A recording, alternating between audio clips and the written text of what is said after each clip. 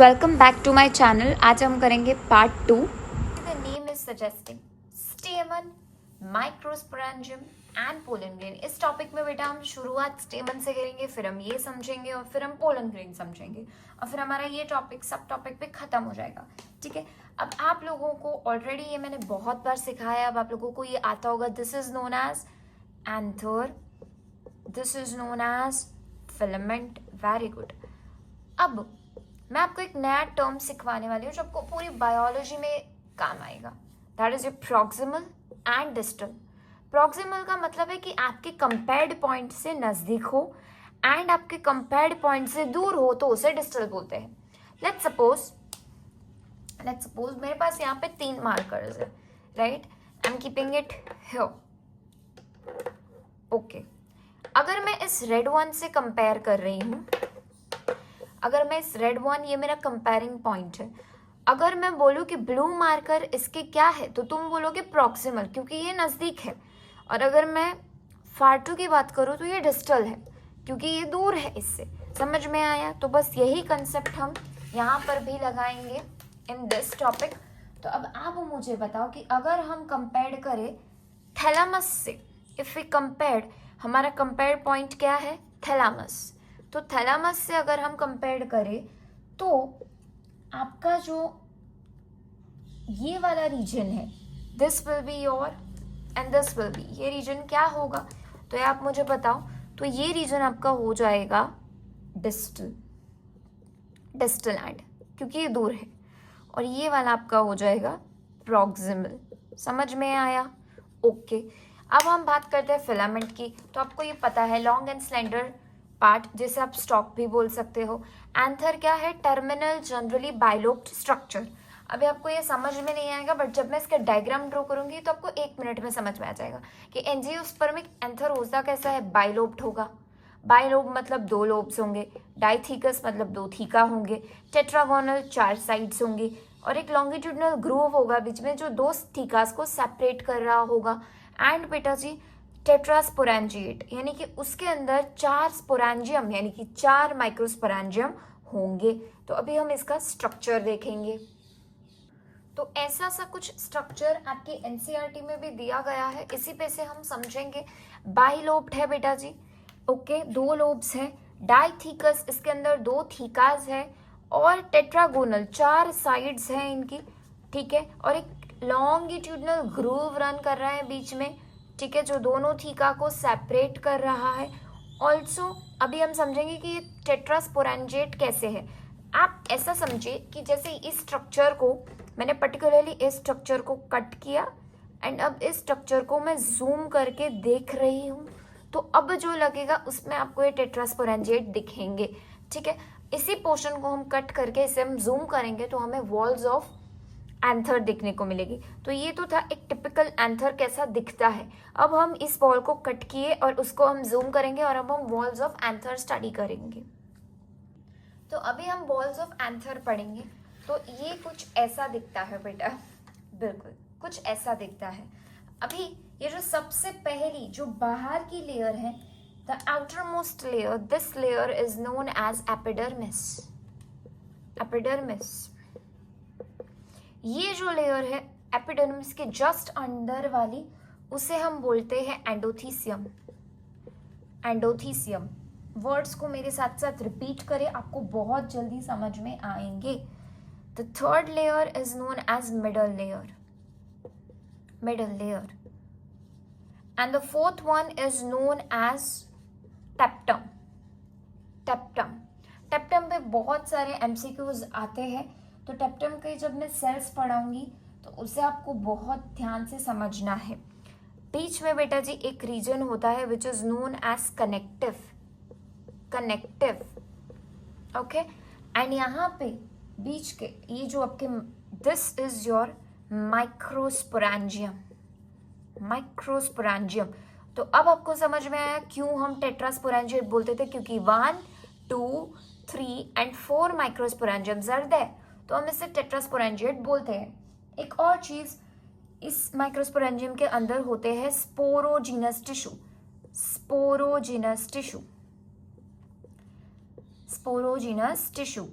And इस sporogenous tissue के अंदर बेटा जी होते हैं होमोजीनस सेल्स। क्या होते हैं? Homogeneous cells. समझ में आया? फिर से एक बार समझा रही हूँ, देख लीजिए। आउटर वॉल एपिडर्मिस, उसके अंदर की वॉल एंडोथीसियम, उसके अंदर की वॉल मिडल लेयर, उसके अंदर की वॉल टेप्टम। ये है आपका माइक्रोस्पोरेंजियम। 4 है इसीलिए टेट्रास्पोरेंजिएट। उन माइक्रोस्पोरेंजियम के अंदर होता है स्पोराजेनस टिश्यू एंड स्पोरोजेनस टिश्यू के सेल्स को होमोजीनस सेल्स बोलते हैं। बीच में कनेक्टिव भी होता है।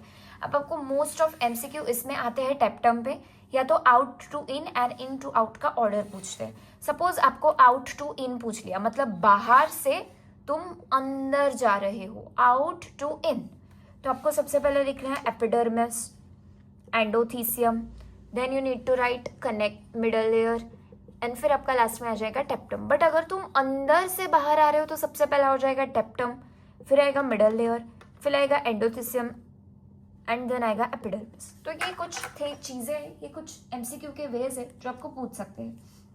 ओके, अभी हम इन चारों के फंक्शन जानेंगे और फिर टेप्टम को थोड़ा सा डीप में समझेंगे। Okay, epidermis, endothecium and middle layer, ठीक है, इनके फंक्शंस क्या है देख लेते हैं। ठीक है, तो epidermis, endothecium and middle layer बेटा जी मेनली जो काम है वो प्रोटेक्शन का करते हैं। वॉल्स क्या करती है? प्रोटेक्शन का काम करती है, और साथ ही साथ डेहिसेंस का भी काम करते हैं। डेहिसेंस मतलब उसको फटने में हेल्प करना। टेप्टम बेटा जी नरिश करता है, nourishes the developing pollen grain, यानी कि न्यूट्रिशन प्रोवाइड करता है किसको? पोलन ग्रेन को, provides nutrients. Okay,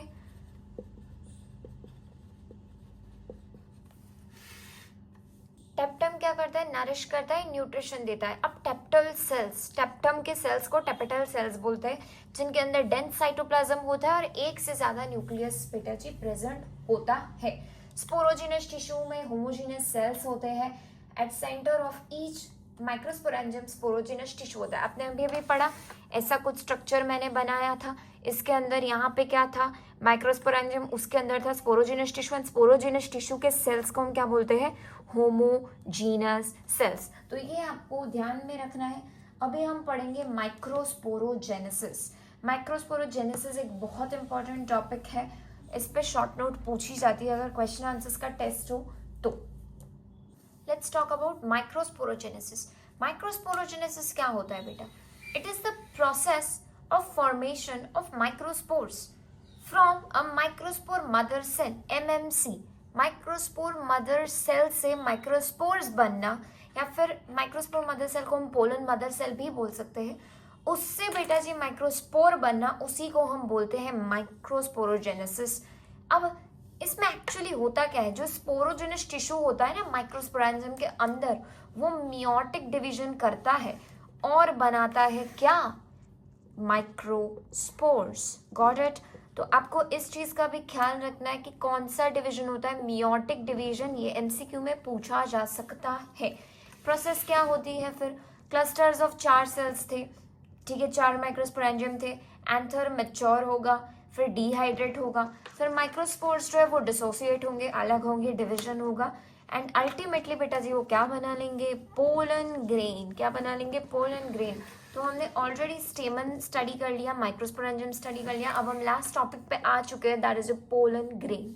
okay, let's get into it. तो अब हम स्टडी करने वाले हैं पोलन ग्रेन के बारे में।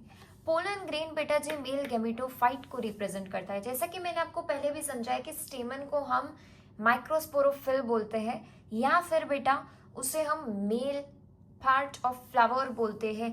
जैसे कि वो मेल रिप्रोडक्टिव पार्ट है, एंड्रोशियम जैसे मेल रिप्रोडक्टिव ऑर्गन है, वैसे ही पोलन ग्रेन क्या है? मेल गैमेटोफाइट है। ये टर्मिनोलॉजी आपको समझनी पड़ेगी कि स्टेमन को हम मेल रिप्रोडक्टिव पार्ट बोलते हैं, एंड्रोशियम को हम मेल रिप्रोडक्टिव ऑर्गन बोलते हैं, और पोलन ग्रेन को हम मेल गैमेटोफाइट बोलते हैं ऑफ फ्लावर। जैसे कि फीमेल का मैं अगर बताऊं तो आपको बिल्कुल ऐसा ही आएगा कि फीमेल में जैसे आप बोलते हो कार्पल या pistol, which is your female reproductive part, gynoecium that is a female reproductive organ, and embryo जो आप पढ़ोगे आगे that is your female reproductive gametophyte. Sorry female gametophyte, ठीक है। अब पोलन जो होता है बेटा वो स्पेरिकल होता है शेप में, 20 to 50 माइक्रोमीटर्स इन डायामीटर्स। ये एज इट इज लर्न कर लेना, बहुत इंपॉर्टेंट है, एमसीक्यू में पूछा जा सकता है। 2 लेयर्ड वॉल्स होती है पोलन ग्रेन में, ठीक है। Exine and intine, outer wall is known as exine, inner wall is known as intine. ये हार्ड होती है और ये थिन होती है। ये हार्ड क्यों है? क्योंकि इसके अंदर है स्पोरोपोलिनिन। स्पोरोपोलिनिन क्या है बेटा? Most resistive organic material.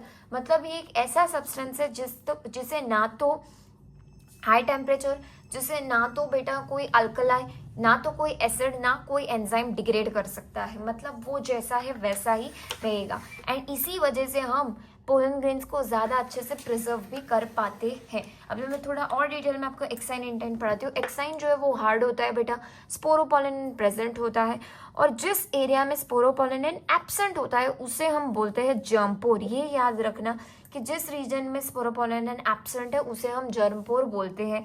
और ये मैंने ऑलरेडी आपको समझा दिया कि पोलन ग्रेन्स को आप प्रिजर्व कर सकते हो। क्यों? क्योंकि उसके अंदर स्पोरोपोलिनिन है। इंटाइन की बात करें तो कंटिन्यूअस लेयर है सेल्यूलोज एंड पैक्टिन का। ये एमसीक्यू में आ सकता है कि कौन से 2 लेयर्स की मदद से बना हुआ है intine, that is cellulose and pectin, ठीक है, सेल्यूलोपैक्टिन। ओके, अभी हम पढ़ेंगे पोलन ग्रेन आखिर उसका सेल कैसा होता है, अंदर से कैसा होता है। ये तो हमने बाहर से देखा कि पोलन ग्रेन की 2 दीवारें होती है, एक्साइन होती है, इंटाइन होती है। अभी हम थोड़ा सा देखेंगे कि आपका जो पोलन ग्रेन है वो अंदर से कैसा दिखता है और वो कब मैच्योर होता है और कैसे सब होता है। फिर हम थोड़े से पोलन ग्रेन्स के बारे में फीचर्स जान लेंगे, जैसे कि एलर्जी, जैसे कि न्यूट्रिशन के लिए यूज होता है, उसकी वायबिलिटी और पोलन बैंक। फिर ये 4 टॉपिक्स के बाद हमारा आज का वीडियो खत्म होगा। बट लेट्स गेट, पहले तो हम